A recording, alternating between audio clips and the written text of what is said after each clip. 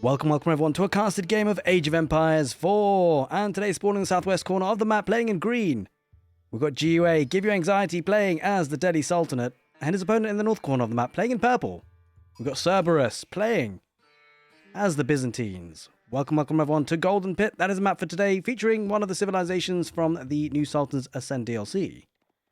And one of the old civilizations, I guess, one of the originals. I'm pretty excited for this matchup because both civilizations, I think, have a good stab at this map. The Golden Pit map with the very important mid-map objective of getting the gold, and also the side map objectives, I guess, in the side of it. You got the two sacred sites. And that's kind of important because the Delhi Sultanate, obviously, they do have the priority of that Delhi Sultanate of the sacred sites, getting the scholars for the sanctity upgrade as well, and being able to get those sacred sites in the feudal age. So it's a nice way for them to ramp up the gold, and does force the opponent to try and be aggressive in some ways. The question is whether the Byzantines will match that aggression with the Imperial Hippodrome, getting some horsemen out. Whether they will go for the Grand Winery. Now, it's a really interesting dynamic. Like, I think overall there's sort of timings on this. So if you go for the Imperial Hippodrome, obviously you've got a nice early stable, but you've also got access to upgrades you can't get in any other way. I mean, it's incredibly strong. Obviously the Triumph ability, right? That's what we're talking about. Not so much upgrades, but yeah, the ability itself is very, very nice for the cavalry, which actually is pretty decent even in the late game, because once you mass cavalry in the late game, and you can keep them healing up, really keeps them in the fight for longer. But speaking about the late game, the Grand Winery can be very popular as well, obviously getting you 60% buffering on the olive oil from the olive groves, and also the berries, which is very nice as a bit of a pump into mercenaries. Now, in the early game, it doesn't give you all that much, all that quickly, but it does scale late into the game, right?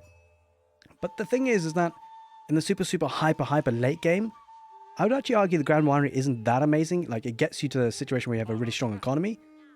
But in the super late game, where you might actually have just a surplus of resources and it's just a bit of a meat grinder kind of game, it's those sort of games I'm talking about.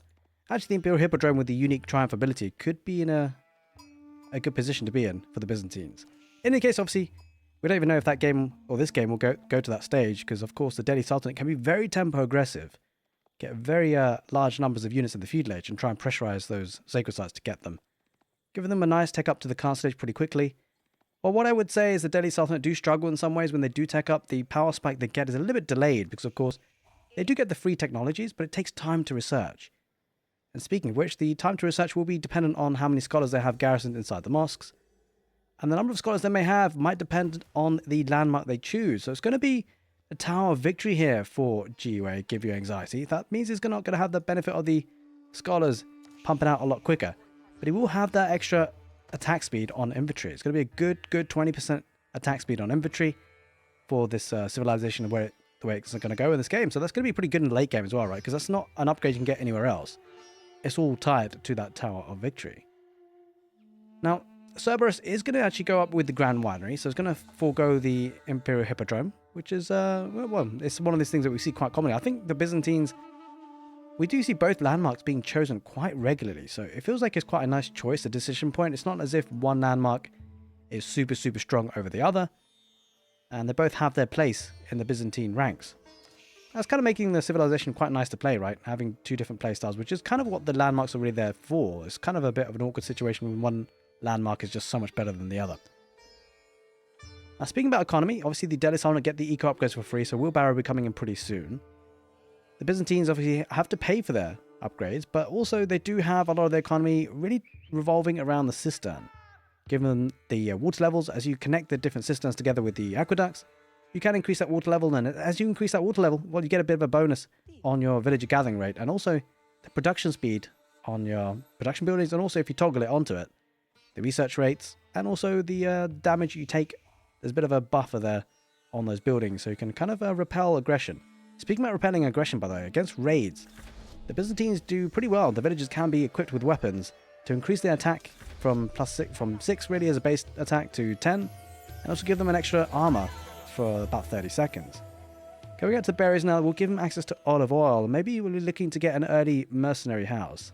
In terms of strategy though, like whether players go for fast castle or not, I think on this map tend to go for relatively heavy feudal age, especially this matchup. But I'd be excited to see how the Byzantines deal with the early aggression that's probably going to be coming out from the Delhi Sultanate. It's very rare that you see the Delhi Sultanate going fast castle on this map. But we will have to see. In any case, I'd like to take this opportunity to say a very big thank you for everyone who's supporting the channel, whether it be on YouTube or Twitch. I'm streaming a lot on Twitch these days, so do check out the video description. I'll leave a link to the Twitch channel that I stream on.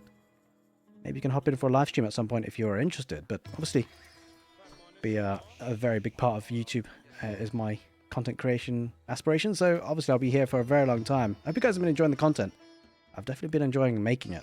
Lots of Age of Empires coming your way, especially as we head into the new year, 2024. I'm pretty excited for that year.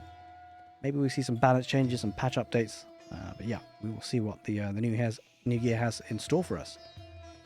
We do have a Ghazi raid out and about already for GiveUA, as we kind of expect that opening. We're going to open in that stable, and does have a scholar garrison inside, by the way, taking advantage of the efficient production, making this stable produce significantly faster with the scholar garrison inside. Now he's up towards level 3 here, Cerberus, so they're going to be getting that eco rocking and rolling. Also looking to get a couple of outposts as well, so he's definitely playing very safe and secure. Possibly going for that castle age, possible, because, you know, it's 2 outposts he's building. And he does have a bit of stone here to get some aristocrats as well. Going to garrison some villages inside and go back to berries to get that all-important food that he might want in order to get to that castle age. A decent number of Ghazi raiders riding about, just keeping an eye on things to see what value they can get. But behind this, with Cerberus thinking about the castle age, it makes things a little bit tricky for GiveUA. Like, he needs to get to those sacred sites as soon as possible to activate that timer. Once he does that, that does pose some problems for the Byzantines, but this could be a really good timing, right? Because, of course, you know, you've got 10 minutes essentially to deactivate the sacred sites once it's activated. That's probably enough time there for the Byzantines to get to that castle age and then actually push back with quite a few units. Maybe some cataphracts, we'll have to see. Trying to raid here on the wood line, not getting all that much value though. Fortunate for him.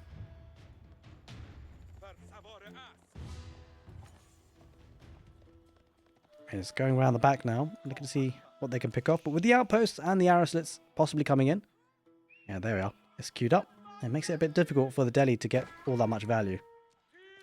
It's going to try nonetheless, though.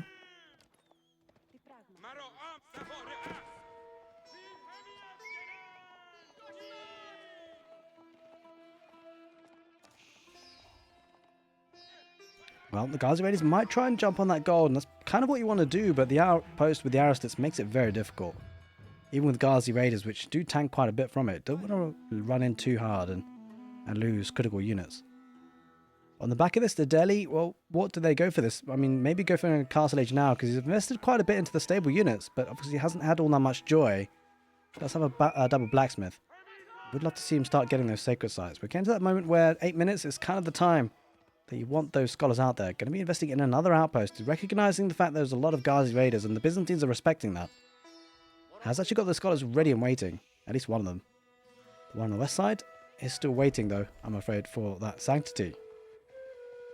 Takes a bit of time, obviously. He doesn't actually have a single scholar garrison inside, by the way.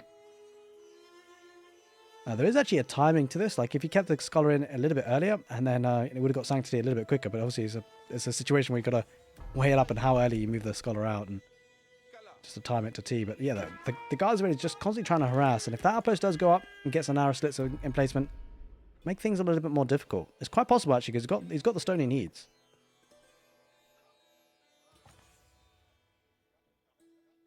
He's also getting the sacred site on the east side as well. But we're up to this almost 9-minute mark, and Cerberus is not that far away from that castle age. He exhausts the berries and does have a bit of olive oil.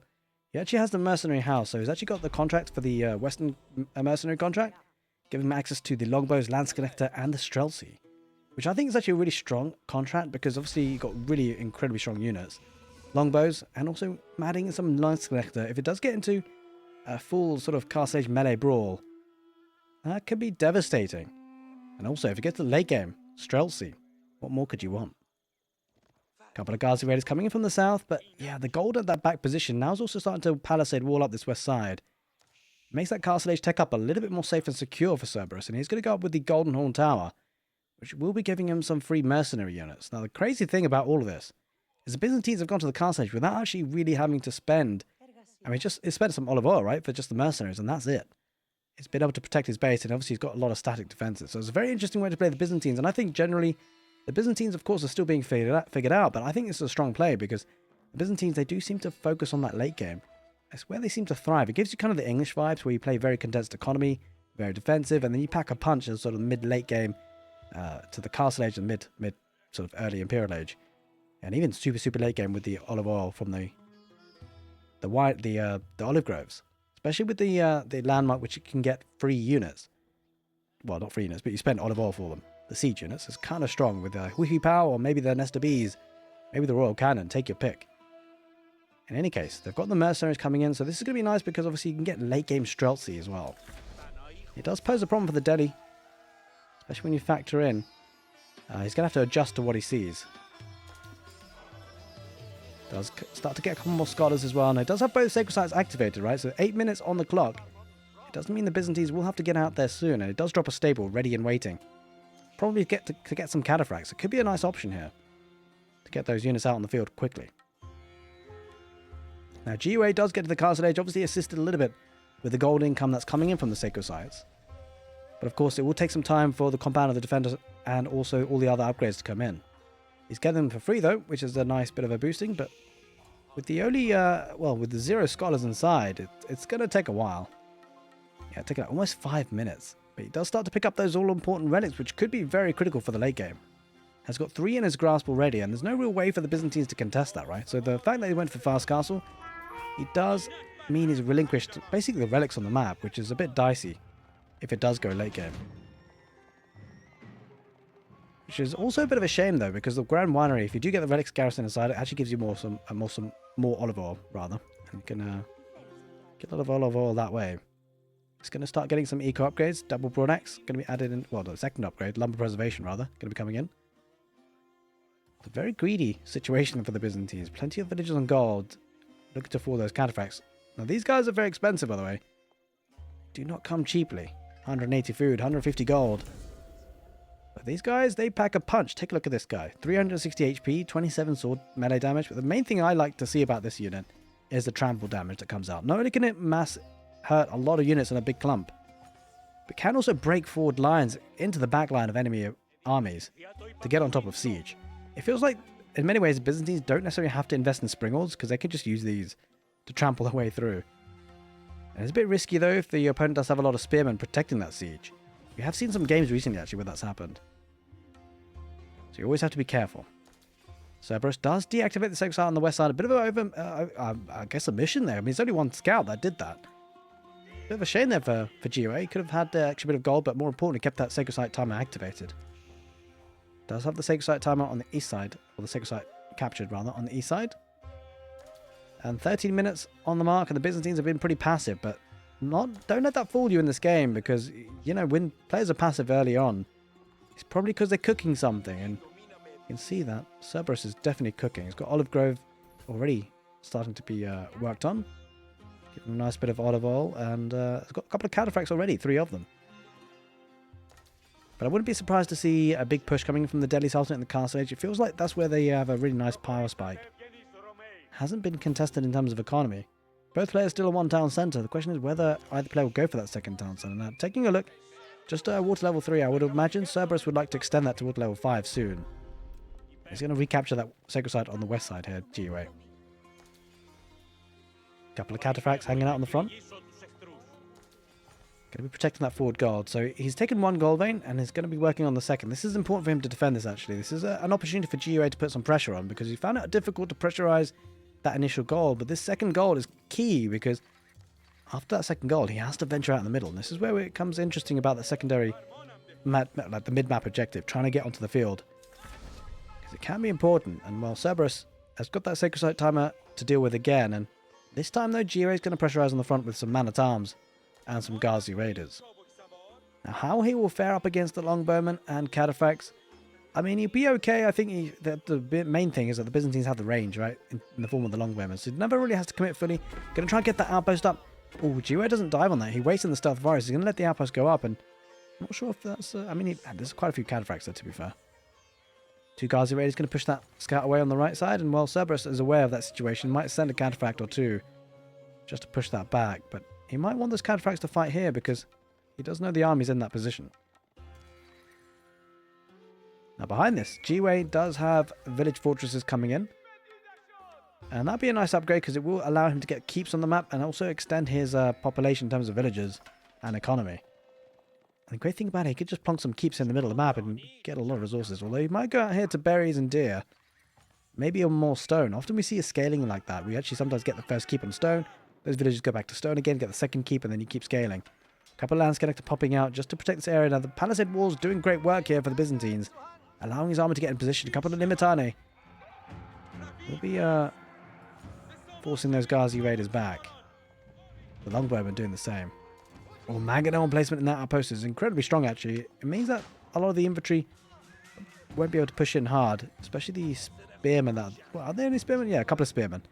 Manatons will be able to tank the Ghazi raiders. Yeah, they don't really want to get involved in Mangonel fights too much. But he still wants to try and focus on that gold vein. But he's protecting it well, right? The Byzantines expanding their economy very slowly and steadily. It really does give you the vibes of English civilization. Slow to get on, slow to get going, but once they do, it can be very strong. Now what this does allow though is the Delhi to get the economy that's on the map. This free economy, you could always go for it. The deer camps, the berries, you name it. And that will mean he won't need to rely on farms all that early, although he has transitioned into just a couple, just to keep the food income up.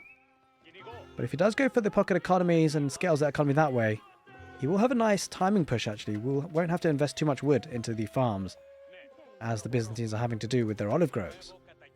It's now still on water level 3, though. Would love to see an extension of that. Getting an outpost on the wood. You can see how slow and methodical Cerberus is right now. Going to be getting a lot of the deer camp back at home. Going to try and burn his way through on the west side here, GiveUA, and maybe push on the front as well. The double-pronged attack. We do see a tower elephant as well. Ghazi Raid is going to get one villager, which is nice. Going to take some houses as well whilst he's there. It's a bit of a problem for Cerberus because he might have to split up his army, which is kind of not what he wants to do. He's going to send a couple of these cataphracts. Now, bear in mind that the Ghazi Raiders do actually have some bonus damage against heavy units, a +3 attack. Overall, though, I would suspect that these cataphracts should be fine. On the east side, well, 2 cataphracts will clean that up, and he will deactivate the sacred site. He thought about it, though, on the west side, decided to head back, and GiveUA, he's starting to mass up a lot of units on the front. Take a look at that. 78 military versus 49. He's got Mangonel there as well. This could be looking dicey. We said it earlier that when you have this massive eco boom for both players, you do expect there's going to be aggression coming out. But you can see quite a few outposts with Springle replacements and Mangonel placements as well. No friendly fire means that the villagers can keep working away on the wood line. Down in the south, Tower Elephant does deploy. It's going to be with that Mangonel as well. Focusing on the front. We see the cataphracts riding through, trampling through that army. And a lot of the front line military there for the Delhi Sultanate will be taken away by the Mangonel placement in the outpost. He has to head back here. Tower Elephant a little bit exposed to the spearmen, or the limitane I should say, and the longbows on the back, on the hill. They're being focused by the Mangonel, but the Mangonel might go down to the cataphracts, and if it does, that would be a problem. That was the main force of the attack there for the Delhi. He loses everything almost, and he has to back away. He has to reset, but he lost everything. And that's an absolute huge pushback by the Byzantines. He'll be feeling a lot more secure now. Takes out the Tower Elephant as well, and all you elephant enjoyers might want to look away now.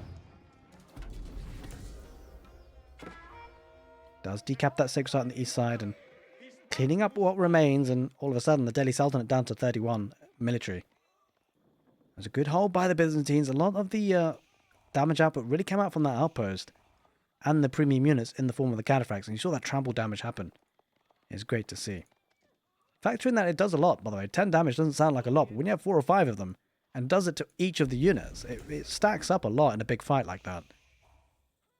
It's pretty awesome to see. We do see some lance connector as well, so GiveUA won't be able to get too close without the threat of being hacked and slashed. And he won't want to be hacked and slashed at all. Going to be extending that aqueduct system. Going to be getting the water level 4. And that'll be very nice for the economy. Now bear in mind GiveUA does have a couple more villages extra. It's going for a keep here in the south. We actually talked about the spot. Nice bit of food.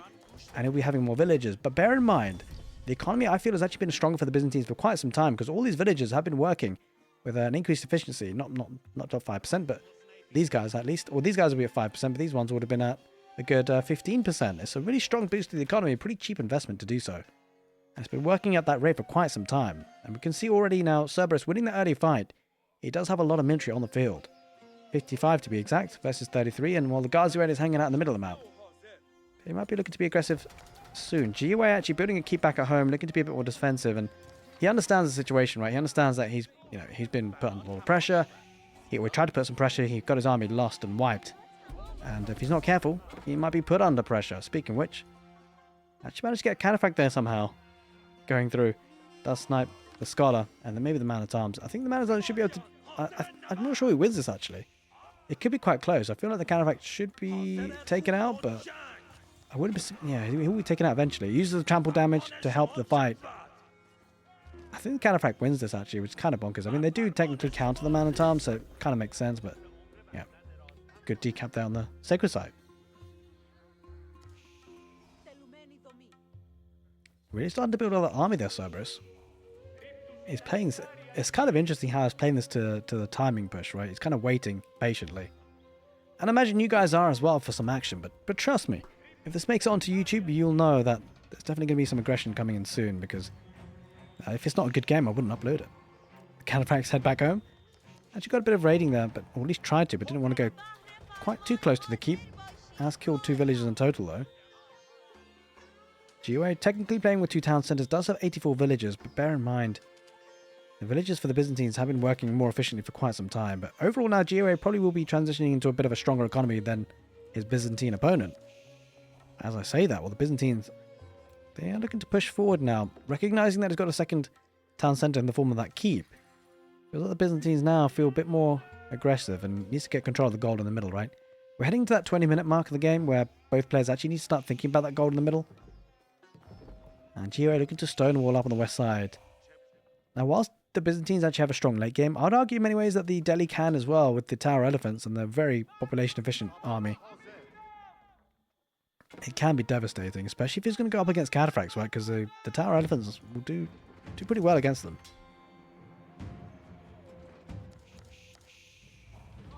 The only problem with the elephants is the slow movement speed.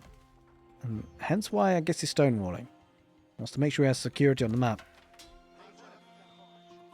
But Cerberus slowly starting to move further forward onto the gold vein. Oh, a couple of bit of raiding here with the Ghazi Raiders. Did he ever wall that up again? I'm not sure if he did, or maybe he just broke that down again. Sending a couple of the villagers to hide back in the outposts. And wait, is he looking to trade? I mean, he'd have to put the trade post there, his market. If he was looking to. Has got water level 4 now. Just one more aqueduct, one more cistern to connect, and he will be at level 5. And the cataphracts is going to bait him in here. Nice play there by Cerberus. The Ghazi Raiders chased him into a bit of a trap. And the cataphracts clean it up. He's going to be able to heal up with this the monk as well. But behind all this, by the way, the Delhi Sultanate do have 5 relics, which is kind of crazy. We kind of expected that. We'll try to get a forward keep there, Cerberus, but it's been pushed off for gold. This is quite a critical timing push, actually, GiveUA. He needs to get control of this gold. If he gets control of it, it could be huge. He doesn't have enough stone for a keep, though, which is a bit sad, because if he did, it makes things a lot more difficult for Cerberus, right? This could be a nice timing situation for GiveUA. Recognizing the situation, like if you play Golden Pair and it's like this situation, you got to know that at the 25-minute mark, maybe early as it is in this case, your opponent does have to go into the middle of the map. Like, that's just a fact, because those 2 tiles of gold do go away pretty quickly, at least within that time frame. Mangonel deploys there for GiveUA. Cerberus cycling on the right side. He's being very... Look at the cataphracts coming in the right. He's going to trample in. If he tramples on the siege, the Mangonels won't stand a chance. And he's going to do just that. He's going to cycle around, and he's going to use the Byzantine ability. And he tramples all over those Mangonels, and those should go down. It means that the longbone behind there for the Byzantines should survive and get great damage output. The Limitane are going to focus on the cavalry and what remains, and the Tower Elephant goes down. And cataphracts going to clean everything behind that. The Byzantines steamrolling over that army, and that was a great clutch play. The movement of their army, the way he moved the cataphracts to the right, GiveUA wasn't ready, he wasn't prepared, he didn't have his spearmen on top of those Mangonels, and it allowed the trample to come in from the cataphracts. That was a great fight for the Byzantines. Now he needs to push on, though, because this game is not over. The reason why I said that GiveUA has got a great economy, 116 villagers to 72, but the military is certainly in favour of Cerberus. The Byzantines, they need to push fast, though, because you won't want to let GiveUA scale his economy even further, or at least build up a massive bank of resources where he could just bang his head against the Byzantine army. Because if he does get production, then he'll be fine. He's looking to get some stone walls, which is certainly the right play. He needs to recuperate, needs to get the army back together. The Byzantines, though, they're going to be knocking at the door. There is a keep there defensively for GiveUA. Might push that back. How much will Cerberus commit? I'm not so sure. Does he have boiling oil? He does. So he perhaps won't want to try and burn this down with infantry. He might try and kill those villagers, though, which will definitely be a nice pick-off. And he's going to kill some more as well. He might actually go through to the keep. I'm not so sure about this. Does have boiling oil here, GiveUA. He's going to start torching it down. It's got a lot of military there. 100 versus 67. I don't think it's a fight he can take. Not with the defender's advantage. Not with the military coming in for GiveUA and the Delhi. Got 2 tower elephants. Spearmen chasing back away any cavalry that might be there. And the Ghazi raid is tanking on the front line. But look at that. That keep position for Cerberus. Absolutely fantastic. Something you almost thought that hopefully GiveUA would have done. Gets to keep on the front lines. Protect that gold in the middle. And it means that GiveUA has to be a bit more methodical. The problem for GiveUA now is kind of pushed off gold. One good thing for Cerberus, or GiveUA rather, is he does have 5 relics and the sacred site. So it's going to be a decent amount of gold coming in there, but it won't be enough. It won't be enough to take up against a Byzantine army that has full gold access. Mangonel deploys on the lance connector. They do get a couple of swings of their swords. The Ghazi raid is going to try and ride on top of the longbowmen and crossbows. The keeper's already up, trying to get an outpost as well. There is a Mangonel that Cerberus always has to be careful about. Doesn't have any spring orders, Cerberus is relying on the trample damage ability for his Byzantine cataphracts. The stone will slowly but surely going up, but the Mangonel placement in that keep means that the infantry can't get too close. Down the south is transitioning back over to wood. Well, the Imperial Age is going to be coming in for GiveUA very soon. That's a really nice tech up because it's going to give him access to, obviously, elite status units. It will take him time to research that, though, because I'm not so sure how many scholars he's got. I mean, a lot of them are outside. He might look into be doing mass healing. He's going to go inside the Hussar Academy, I guess.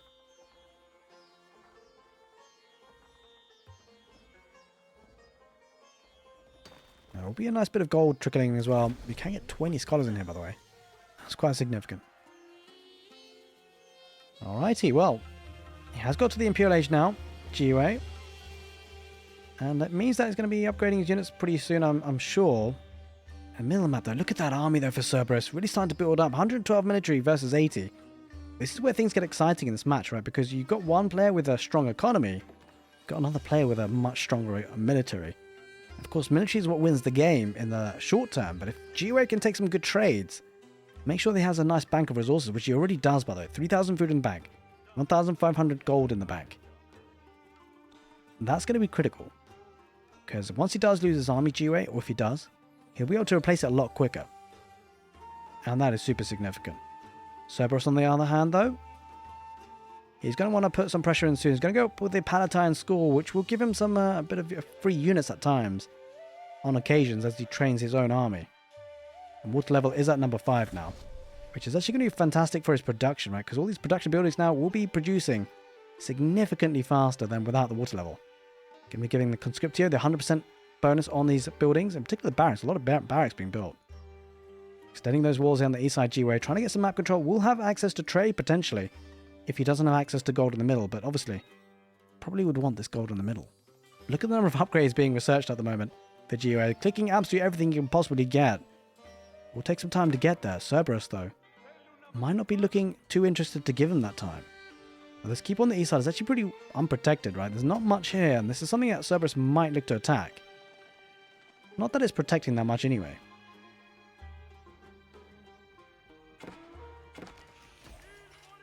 Oh, it's starting to get a market up, so maybe look to get some trade here, the Byzantines. Oh, taking the engagement underneath the keep. Oh, GiveUA going to dive underneath that keep. Mangonel placement, though, in that keep. Makes it a bit more difficult for the GiveUA, and the Delhi Sultan does have Mangonel himself, and the cataphracts might dive on that for the Byzantines. Not for the first time. So looks for dive on it. Doesn't quite just do that. Limitana there on the front lines for against GiveUA. Byzantines holding firm. Has a couple of lance connectors as well mixed in, which is really dangerous. Does trample in there on top of the Mangonel. He will lose that Mangonel in the end, and that means the longbowmen and the crossbowmen on the back line for the Byzantines will be absolutely firing free. And for the second time in the game, the Byzantines take an absolute phenomenal fight. He takes that fight and he wins it clean. He's left with 122 military versus 25. And now GiveUA is going to have to find a response to this. This is tough. He does have a bank of resources, but needs to make sure his production buildings are made and the scholars garrison aside to make sure he can produce fast. He needs to replace that army quickly. Now Cerberus not going for the jugular vein just yet. Waiting for some key upgrades and then maybe to burn in. Now the Numerai upgrade will be increasing that capability of the trample damage, which is exactly what we want to try and jump on those siege. And that might be happening pretty soon. Going to be torching this keep down. And well, I mean, that's one way to do it. That's for sure. He does burn it down quickly. Now behind this, in the middle of the map, that's a lot of elephants coming out for GUA. He's going to focus on the keep maybe. Maybe taking his opportunity to push on, but there doesn't seem to be all that much more there for GUA. Only 50 military. Might be a bit premature to push out from this position. He doesn't have a lot there. He thought he could take a chance. Trying to push it on the east side here. Production buildings. Oh no, interesting spot, I gotta say. GUA trying to deny the trade. Send some villagers try and get an outpost up, and not a bad play. He won't let that trade go up, but this is bad. He's going to lose a lot of tower elephants. The Limitane getting right on top of it, and GUA going to lose a massive resources. That's an absolute huge pick-off for the Byzantines. They're trapped. Does have a Mangonel on the back line of that, but that's probably going to go down soon, especially if the counterfacts get their way and jump on it. It goes away anyway. It gets taken out, and behind all this, the Byzantines now getting some Cairo siphons, getting the all-important siege, looking to burn things down, and they might even just use the military in terms of the infantry. Diving further forward, and GUA. Well, he's in a tough spot. He's in a very tough spot.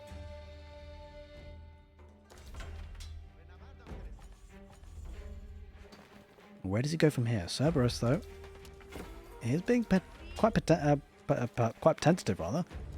Does have the outpost trying to defend, get that Mangonel placement, and it's a bit of a pain, I guess. I mean, the thing is, for Cerberus, he doesn't necessarily need that trade, right? He's obviously got the massive gold in the middle of the map that he can take advantage of. He's maybe looking to get the olive oil. We do see the elite Ghazi Raiders riding forward, but they can't get close enough. Elite archers being... Oh, God. The Mangonel place, we're going to take those out pretty quickly. Does have a Mangonel, GUA, but only one. And whilst there's no spring hordes, only one Mangonel might not do the damage output he needs. Especially when you factor in there's a Mangonel placement in that keep. Well, the Byzantine army are riding up that hill, and it's going to take the engagement. Oh, the trample damage comes out once again on those Mangonel.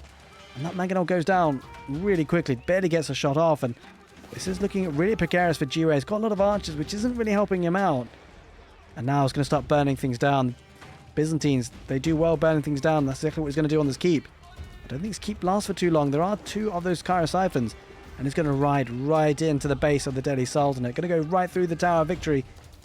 And this is a problem situation for GUA. Now, he does have to defend his advantage. He's got units popping out, and so you don't want to see the Byzantines overextending too much, but he's at population capacity, so he won't mind it. Behind all of this, he's going to be looking to burn down that keep. He keeps pumping out units, and he's going to keep GUA engaged, and unfortunately for GUA, he might even start getting some idle time in his population, his villagers that are here farming. Does have a couple of elephants popping out, but this is looking rough here for GUA. A couple of Streltsy on the field for the Byzantines. A great late game unit. We've got to the 32-minute mark of the game where he's going to lose that keep, and then it might start to get overrun, but GUA does still have 121 villagers, so if you can push this back, maybe, just maybe there's a way back. He's struggling on the resources though. Only 100, well, about 300 food, and it's climbing, but that's not a lot in the bank. He does get a bit of a pushback, but not big enough, and the Byzantines coming in for round two.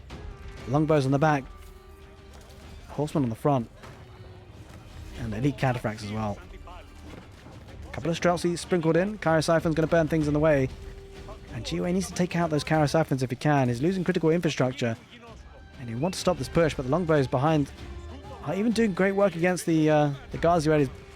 Taking quite a few shots though. They are soaking it up. The Ghazi Raiders will want to dive on those Cairo siphons, but finding it difficult to really get that critical mass.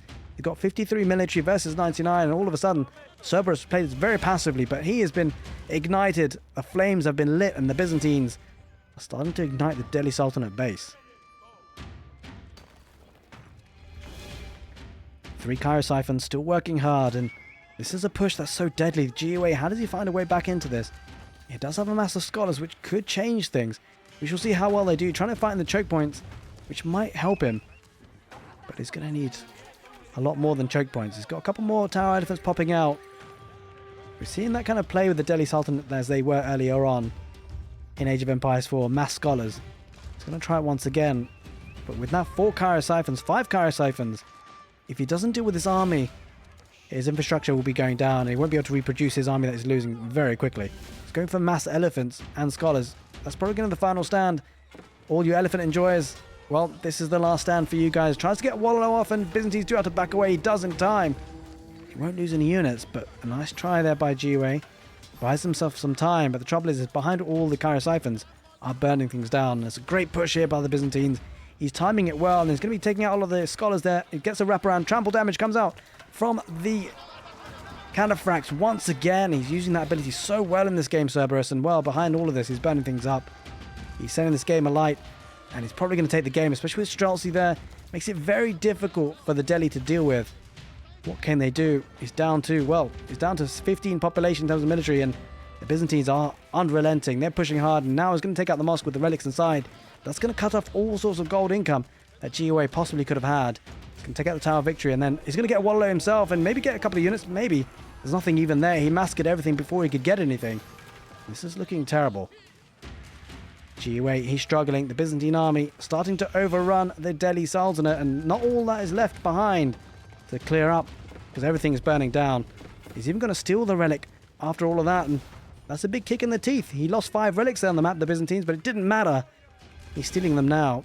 Better late than never. Does have trade set up though for GiveUA. I'm not sure how much that's going to stay alive because his base is on fire and there's not much he can do about it. There's just so many units for the Byzantines. GiveUA is still hanging in there. Still has 100 villagers to be fair. But they're all at the back of the base on the west side, and that's going to be pretty hard to defend with 0 military. And there it is, ladies and gentlemen. He taps out. There's nothing he could do there in the end. It was a massive push from the Byzantines. He timed it to a T. He played very passively, but he came in with a punch. He set the game alight. Hope you guys enjoyed the casted game. Take care, and see you next time.